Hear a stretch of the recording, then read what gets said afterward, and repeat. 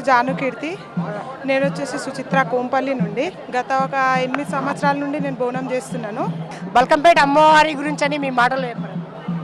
బల్కంపేట అమ్మవారి గురించి అంటే ప్రతి ఒక్క సంవత్సరం రంగరంగ వైభవంగా జాతర మాత్రం మంచి జరిపించుకుంటుంది అమ్మవారు. ఈసారి వర్షాలు లేవు. ఎవ్రీ ఇయర్ అయితే వర్షం బాగా పడుతుంది.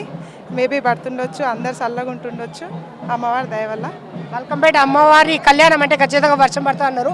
ఒక చిన్నగానే పడుతుంది అని చెప్పేసి ఖచ్చితంగా చెప్తున్నారు. ఖచ్చితంగా నైట్ వరకు పడుతుంది.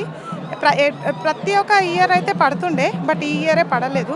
కంపల్సరీ పడుతుంది. అమ్మవారి దయ వల్ల అందరు సుఖి సంతోషంతో చల్లగా ఉంటారు. ఎట్లయితే వానలు పడితే అలానే ఉంటారు, కానీ ఖచ్చితంగా పడుతుంది వాన. ఇప్పటి వరకు బోనాలు ఏ విధంగా జరిగినాయి అని చెప్పేసి అనుకోవచ్చు మేడం. ఇప్పుడు ఏ విధంగా ఉందండి మేడం? ఇప్పటివరకు అయితే బోనాలు బాగానే జరిగినాయి, బట్ ఈ ఇయర్ అయితే ఏర్పాట్లు అయితే ఏమంతా మంచిగా లేవు. శివసత్తులకి ఏ గుడిలో వెళ్ళినా ఏర్పాట్లు మాత్రం బాగాలేవు. మన హైదరాబాద్లో జరిగే బోనాలు అంటేనే చాలా ఫేమస్ ఉంటాయి. ఆ బోనాల గురించి మీ మాట. ఆషాఢంలో వచ్చే హైదరాబాద్ తెలంగాణలోనే బోనాల పండగ పెద్ద బిగ్ ఫెస్టివల్.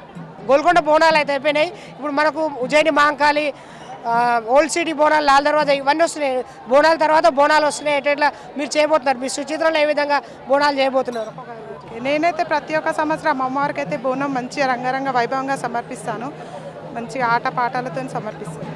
మీరు శివశక్తులు జోగిని ఇవన్నీ వస్తున్నాయంటే ఆట పాటలతో ఇక్కడికి ఆల్రెడీ మొత్తం జామ్ అయిపోయింది. చాలా వరకు మస్తు అనిపిస్తుంది. ఇక్కడ చూసుకున్నట్లయితే మీరు అమ్మవారికి సమర్థించే బోనం ఏంటి అసలు? ఇంతకు దాంట్లో ఏమేమి అమ్మవారికి ప్రసాదంగా ఇస్తుంటారు? ఓకే, నేను వచ్చేసి జోగిని కాదు.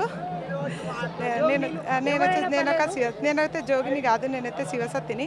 అమ్మవారికి బోనంలో వచ్చేసి అమ్మవారికి అన్నము, పచ్చకూర, పులుసు, పెరుగు అన్నీ సమర్పిస్తాం. ఈ బోనం పేరు ఏం పేరు? మనది కాళీ బోనం. నాకు వచ్చే అమ్మవారు కూడా కాళీకా మాత.